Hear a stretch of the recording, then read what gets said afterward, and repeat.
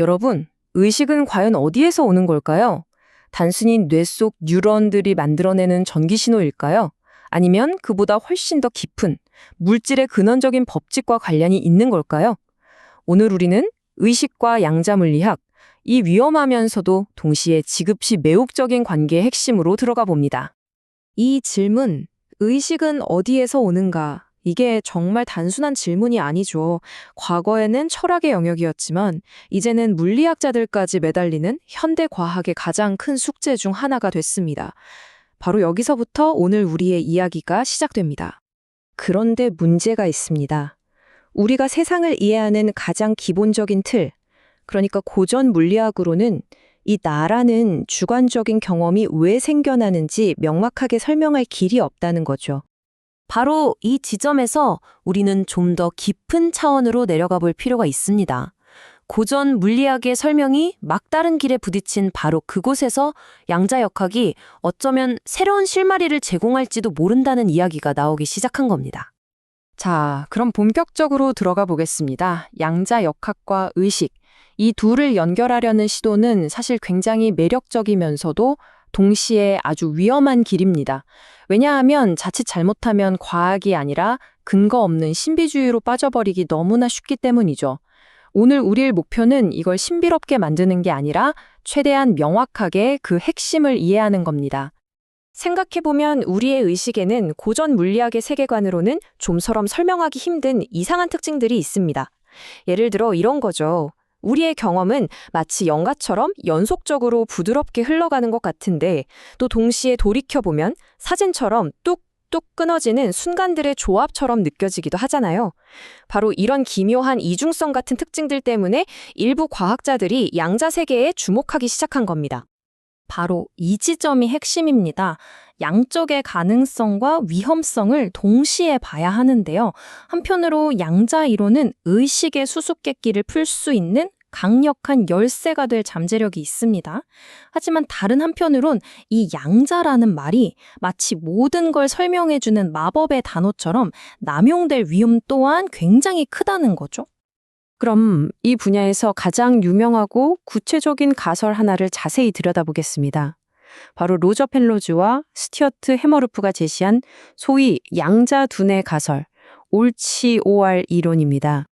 이 이론의 핵심 주장은 아주 파격적입니다. 우리가 흔히 생각하는 것처럼 뇌 속 뉴런들의 전기 신호에서 의식이 생겨나는 게 아니라 그보다 훨씬 더 작은 세포 골격을 이루는 미세소관이라는 구조물 안에서 벌어지는 양자 현상이 바로 의식의 근원이라는 겁니다. 그 작동 방식은 대략 3단계로 설명할 수 있습니다. 먼저 미세소관 안에서 여러 가능성이 동시에 존재하는 양자 중첩 상태가 만들어집니다. 말 그대로 여러 현실이 확률적으로 겹쳐있는 상태인 거죠. 그러다가 어떤 객관적인 조건이 딱 맞아떨어지면 이 수많은 가능성 중에서 단 하나만 현실로 확정되고 나머지는 사라지는 상태 붕괴가 일어납니다. 오치-오알 이론은 바로 이 붕괴가 일어나는 찰나, 그게 바로 우리가 경험하는 의식의 한순간이라고 주장하는 겁니다. 이 이론, 확실히 지적으로 굉장히 매력적입니다. 의식의 불연속적인 특성 같은 것들을 양자역학의 개념과 아주 그럴듯하게 연결시키니까요. 하지만 넘어야 할 산이 너무나도 높습니다. 가장 큰 과학적 난관은 우리의 뇌가 양자 상태를 안정적으로 유지하기엔 너무 뜨겁고 축축하고 시끄러운 환경이라는 점입니다. 양자 현상은 극도로 통제된 환경에서만 관측되거든요. 결정적으로 아직 이 가설을 직접적으로 증명하는 실험적 증거가 부족합니다. 그래서 여기서 우리가 짚고 넘어가야 할 아주 중요한 지점이 있습니다. 설령 미래에 뇌의 특정 부분에서 양자 효과가 실제로 발견된다고 하더라도 그게 곧 의식의 비밀이 풀렸다는 뜻은 아니라는 겁니다. 그건 기껏해야 의식이 어디서 일어나는지에 대한 단서를 줄 뿐 어떻게, 그리고 왜, 그것이 바로 나의 주관적인 경험이 되는지에 대한 근본적인 물음에는 여전히 답을 주지 못하기 때문입니다. 바로 이 지점에서 우리는 논의의 차원을 한 단계 더 높여볼 필요가 있습니다. 뇌에서 양자 현상이 있냐 없냐 하는 논쟁, 그 이면에는 사실 훨씬 더 근본적인 질문이 숨어 있거든요. 바로 이 질문입니다. 의식은 과연 뇌라는 아주 특별한 물질에서만 피어나는 고유한 속성일까요? 아니면 그 기반이 되는 물질이 무엇이든 상관없이 어떤 특별한 정보가 고도로 복잡한 방식으로 구조화될 때 나타나는 일종의 사건일까요? 물질이 핵심이냐, 정보 구조가 핵심이냐 하는 문제죠. 이 두 관점은 아주 뚜렷한 차이를 보입니다. 의식을 물질의 속성으로 본다면 현재의 신경과학의 연구 결과들과는 잘 맞아떨어집니다. 하지만 왜 하필 그 물질에서 그런 경험이 생기는가라는 주관성의 문제는 설명하지 못하죠. 반대로 정보의 사건으로 본다면 이론적으로는 인공지능 같은 시스템에서도 의식이 생길 수 있다는 가능성을 열어줍니다. 결국 뇌라는 하드웨어가 특별한가? 아니면 정보라는 소프트웨어의 구조가 특별한가의 대립구도라고 볼 수 있겠습니다.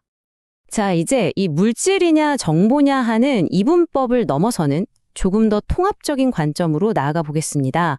어쩌면 의식은 둘 중 하나를 선택하는 문제가 아닐지도 모릅니다. 먼저 이렇게 생각해 볼 수 있습니다. 물질, 즉 우리의 뇌는 의식이란 현상이 일어나기 위한 필수적인 기반입니다. 말하자면 하드웨어 같은 조건인 거죠. 그리고 그 하드웨어 위에서는 고도로 조직화된 특정 패턴, 즉 소프트웨어처럼 작동하는 정보의 구조가 실행되어야 합니다.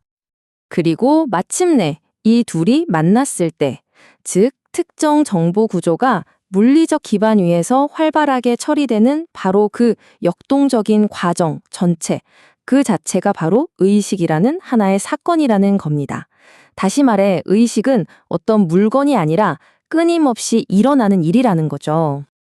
정리하자면 이렇게 새롭게 정의해 볼 수 있겠습니다. 의식은 단순히 물질 그 자체도 아니고 그냥 추상적인 정보도 아닙니다. 물리적 기반 위에서 특정 정보 구조가 능동적으로 처리될 때 발생하는 고도로 조직화된 정보적 사건이라는 것이죠. 자, 그럼 처음의 질문으로 다시 돌아와 보겠습니다. 그렇다면 이 양자 두뇌 논쟁이 결국 맞다 틀리다를 떠나서 이 기나긴 논의가 우리의 의식 탐구 여정에 남긴 진정한 유산은 과연 무엇일까요? 이 논의가 우리에게 남긴 것들이 있습니다.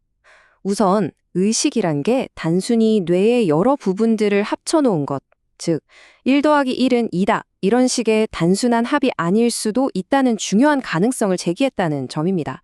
그리고 앞서 이야기했듯이 우리의 경험이 영화처럼 부드럽게 이어지는 동시에 사진처럼 딱딱 끊어지는 듯한 이 연속성과 불연속성이 공존하는 현상일 수 있다는 새로운 관점을 열어주었죠.